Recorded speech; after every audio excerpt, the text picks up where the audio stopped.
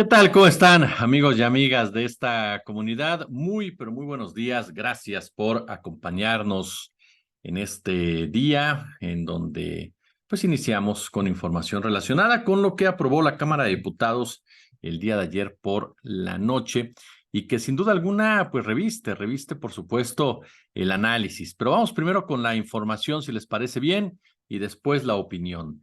El Pleno de la Cámara de Diputados ya aprobó este dictamen que elimina 13 de los 14 fideicomisos del Poder Judicial, pese obviamente a las protestas que se han generado para defender estos fideicomisos. ¿Qué establece el dictamen? Bueno, el dictamen establece que el Poder Judicial de la Federación no podrá crear ni mantener en operación otros fondos o fideicomisos adicionales al Fondo Económico para el mejoramiento de la administración de la justicia. También el Pleno adicionó un artículo transitorio para señalar que los recursos ahorrados deberán ser concentrados por concepto de aprovechamientos en la Tesorería de la Federación y que la Secretaría de Hacienda y Crédito Público los destinará a los programas que permitan cumplir con el Plan Nacional de Desarrollo. Este último punto ahorita lo vamos a profundizar un poco por lo que ha generado entre las diversas partes. El documento fue avalado con 260 votos a favor, 196 en contra, 0 abstenciones, por lo que ya se remitió al Senado de la República para sus efectos constitucionales. Incluso la diputada Andrea Chávez, en un video que subió a sus redes sociales, pues le llamaba de forma respetuosa al Senado a que ratificara precisamente esta disposición que tomó la Cámara de Diputados. En el caso del PAN, del PRI, del PRD y también de Movimiento Ciudadano, ellos afirmaron que el recorte a los fideicomisos es una acción completamente de venganza que no tiene nada que ver con el tema de la austeridad ni de acabar con algún tipo de privilegios, por ejemplo.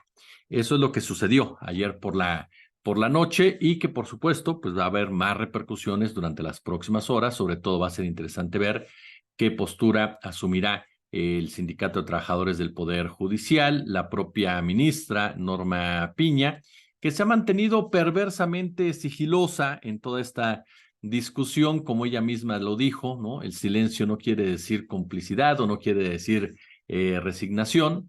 Entonces vamos a ver cómo opera, que ya lo están haciendo, por supuesto, que ya lo están haciendo a través de diversos mecanismos y de diversas herramientas. Es más, este tema, por supuesto, se va a presentar una acción de inconstitucionalidad y tendrá que ser la Suprema Corte, ¿no?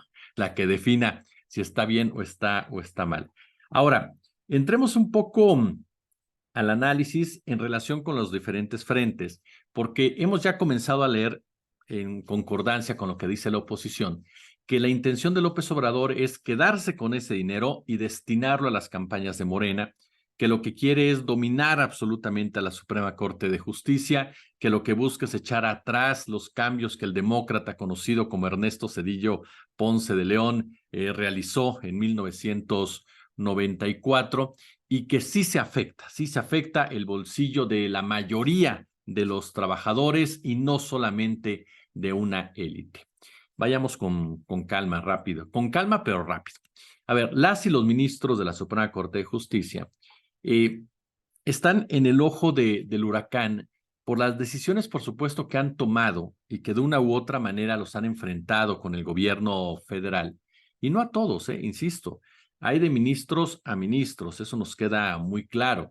Hay ministros como Margarita Ríos Farjat, que ha cuestionado iniciativas del gobierno federal, pero también ha aprobado otras, siempre te poniendo un análisis interesante, riguroso. Puedes estar o no puedes estar de acuerdo con ella, pero ha sido rigurosa. El caso concreto también de Arturo Saldívar, por ejemplo.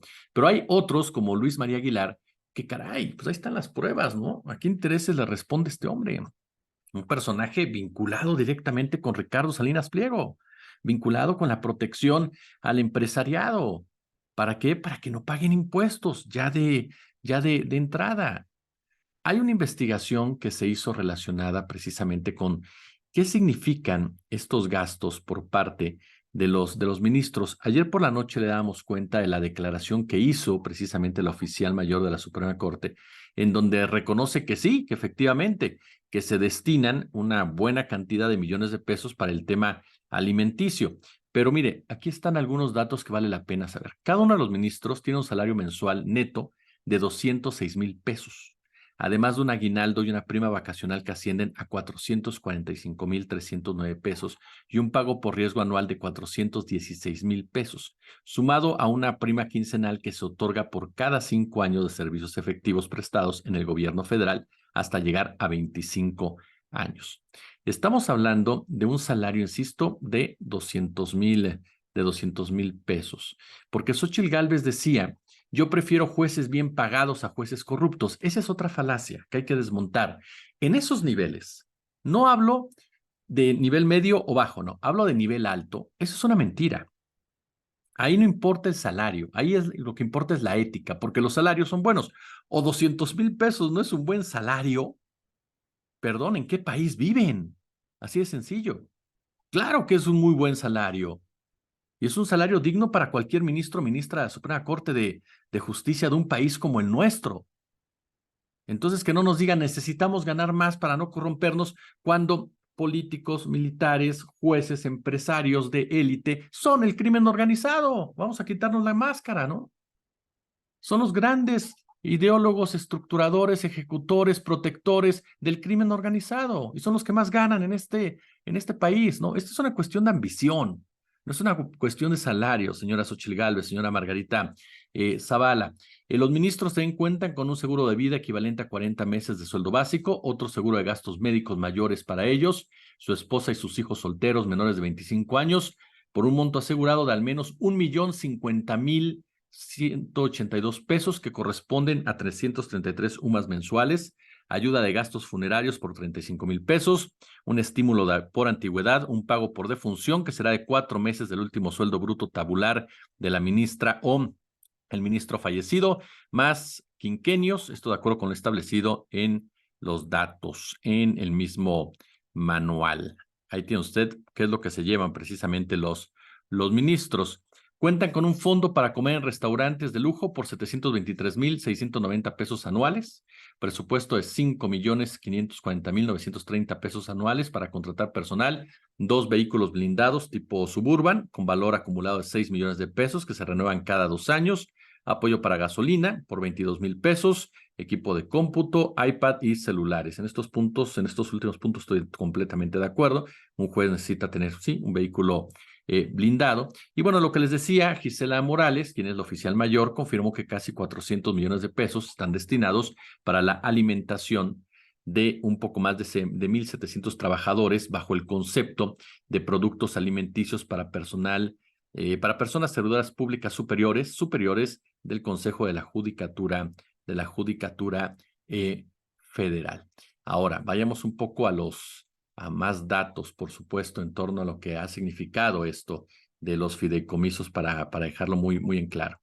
Uno de los discursos, como escuchó usted, es que 55,000 trabajadores del Poder Judicial serían afectados con la eliminación de estos fideicomisos. Ojo, lo de la comida para 1,700 son 55,000 trabajadores. Es decir, que hay 40,000 por lo menos que no están en ese grupo, para nada. Hay un segundo porcentaje que aspira a estar en ese grupo, pero que todavía no entra, y que a lo mejor es a los que invitan, de vez en cuando a las comidas, y está precisamente este grupo de élite. Por ejemplo, de los 6 fideicomisos de la Suprema Corte, 2 de ellos, el sistema de pensiones complementarias para mandos superiores y el sistema de pensiones complementarias para mandos medios y personal operativo, están constituidos únicamente para que algunos mandos superiores y medios de la Corte retirados reciban una pensión adicional a la del ISSSTE. No son la mayoría de los trabajadores. La Corte también tiene el plan de prestaciones médicas complementarias y de apoyo médico extraordinario, un fideicomiso que se usa muy pocas veces y que cubre gastos médicos cuando no les son cubiertos en forma adecuada o suficiente por el ISSSTE o no están cubiertos por el respectivo seguro de gastos médicos al que tienen acceso en la Suprema Corte de Justicia. Estamos hablando, por ejemplo, que el sistema de pensiones complementarias para mandos superiores tuvo un monto total al 30 de junio del 2023 de 832 millones de pesos. Existe otro que es un manejo del producto de la venta de publicaciones, CDS y otros proyectos que administra los recursos de venta de discos y publicaciones del Semanario Judicial de la Federación y otras publicaciones de la Suprema Corte. ¿Eso cómo afecta a los trabajadores? Existe además un fideicomiso de remanentes presupuestales para administrar e invertir los remanentes presupuestarios en nuevos edificios, el mantenimiento de los existentes, la realización de proyectos integrales y servicios relacionados con los mismos, y un Fondo Nacional para el fortalecimiento y modernización de la impartición de la justicia, empleado para llevar a cabo precisamente los proyectos de alcance nacional o bien regional. Este fideicomiso de pensiones complementarias de magistrados y jueces jubilados tiene un monto total al 30 de junio del 2023 de 4,000 millones de pesos, 4,722 millones de pesos. En lo que respecta al Consejo de la Judicatura, hay un fideicomiso para pensiones complementarias de magistrados y jueces jubilados, como usted lo acaba de escuchar. Y aquí los recursos con los que cuenta el plan son los fondos del fideicomiso de inversión que para tal efecto se haya constituido y previa autorización del Pleno, recursos presupuestales a través de la partida correspondiente al presupuesto de egresos del Poder Judicial de la Federación. Son algunos precisamente de los puntos en torno a estos fideicomisos que se han eliminado y que, como vemos, no afectan en nada al trabajador. Y no afectan en nada a la mayoría de los trabajadores porque los sueldos y derechos ganados de estos trabajadores provienen del presupuesto que se le otorga a la Suprema Corte de Justicia, que desde el gobierno de Vicente Fox Quesada ha venido organizando fideicomisos, creando fideicomisos, jugando con el dinero a través precisamente de esos fideicomisos. Ahora, dentro de esta discusión, dejando en claro entonces que hasta ahora pues, no se ve por dónde se afecta a la mayoría de los trabajadores, dejando en claro que ahora se ha querido colocar a Ernesto Zedillo Ponce de León como el gran demócrata que modernizó la Suprema Corte de Justicia de la Nación, y que gracias a él tenemos una Suprema Corte de Justicia independiente, porque antes de Zedillo, la Suprema Corte de Justicia pues era un apéndice del Poder Ejecutivo, como si esto hubiera cambiado a raíz precisamente de la reforma de 1994. Una reforma sí progresista, una reforma sí moderna, una reforma sí que dio un vuelco histórico al comportamiento en papel de lo que era el máximo tribunal del país, pero una reforma que en los hechos se aplicó de manera muy tramposa, que en los hechos se aplicó de manera muy perversa, que en los hechos se aplicó solamente para beneficiar a un grupúsculo, precisamente vigilado por el propio doctor Zedillo, el gran demócrata, que también operó para una alternancia pactada con Vicente Fox Quesada. Entonces pasa como la Constitución mexicana fue considerada en su época la más moderna del mundo, la mejor del planeta, y sin embargo no se aplicaba de manera correcta, o se le hacían cambios, o se le buscaban comas. Lo mismo pasó con esa reforma de Ernesto Zedillo Ponce de León, que la llevó a cabo para responder a las presiones internacionales, para romper con su antecesor, que era Carlos Salinas de Gortari, es decir, una finalidad económica y política, no para tener una corte independiente que le pusiera un freno al propio Zedillo, porque cuando Zedillo quería pasar por alto la Suprema Corte, pasaba, así de sencillo. ¿Por qué? Porque los ministros que estaban ahí le debían su chamba a Ernesto Zedillo o, por supuesto, a los partidos que tenían control en la Cámara de Diputados. Entonces, a final de cuentas, los ministros siguen dependiendo de las cuotas y, por supuesto, de los cuates, ¿no? ¿Qué dice Sergio Sarmiento en su columna de hoy? No, es que López Obrador es un autoritario, quiere tener el control de la Corte. Perdón, ¿cuándo el Poder Ejecutivo ha dejado de tener el control de la Corte? Hasta ahora lo dejó de tener. Hasta ahora vemos una Suprema Corte de Justicia, por las razones que usted quiera, que se confronta con el Ejecutivo y que ni le están cerrando, ni están amenazando a sus miembros, ni nada. Les están cortando una llave que es indignante y no de ahora, desde hace tiempo. Por supuesto que hay un interés político, claro que hay diferencias políticas. Eso es un hecho. Pero de ahí a que los personajes se quieran hacer víctimas y echen como carne de cañón a los trabajadores, es una enorme, pero enorme irresponsabilidad. Es cierto que a Zedillo pues no le tembló la mano para el 1 de enero de 1995 y durante un mes la Suprema Corte de Justicia de la Nación, y mediante la figura de jubilación inmediata, pues separado de su cargo a sus 26 ministros, sucedió en 26 días. El primer mandatario firmó la iniciativa, promulgó las reformas a 20 artículos constitucionales aprobadas por senadores y diputados, la mayoría de los congresos locales, cuya génesis tomó 52 días. Ve usted la rapidez.